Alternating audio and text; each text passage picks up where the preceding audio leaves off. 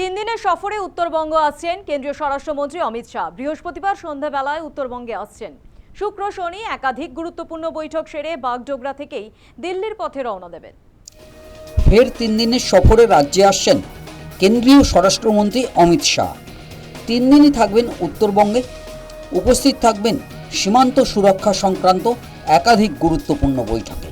দেশের নিরাপত্তার জন্য উত্তরবঙ্গ যে বিশেষ গুরুত্বপূর্ণ তা একাধিকবার জানিয়েছে কেন্দ্রীয় সরকার। মমতা বন্দ্যোপাধ্যায়ের সরকার ক্ষমতায় থাকার সময় নিরাপত্তার গাফিলতি নিয়ে একাধিকবার উদ্বেগ প্রকাশও করা হয়েছে। রাজ্যে ইতিমধ্যে পালাবদল হয়েছে। প্রথমবারের জন্য ক্ষমতায় এসেছে বিজেপি সরকার।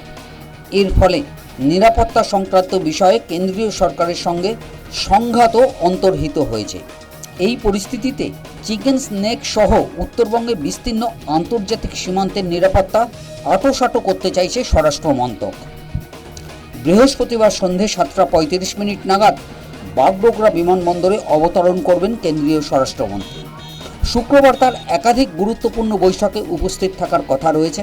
সীমান্ত সুরক্ষা সংক্রান্ত একাধিক বৈঠকের পাশাপাশি সুরক্ষা নিয়ে একাধিক প্রকল্পের শিলান্যাস করারও কর্মসূচি রয়েছে স্বরাষ্ট্রমন্ত্রী।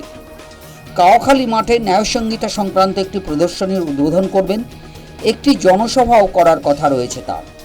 শুক্রবারের পর শনিবারও বেশ কয়েকটি বৈঠকে তার উপস্থিত থাকার কথা। শনিবার মধ্যাহ্নভোজনের পর দুপুরে বাগডোগরা বিমানবন্দর থেকে দিল্লির উদ্দেশ্যে রওনা দেবেন স্বরাষ্ট্রমন্ত্রী। News time.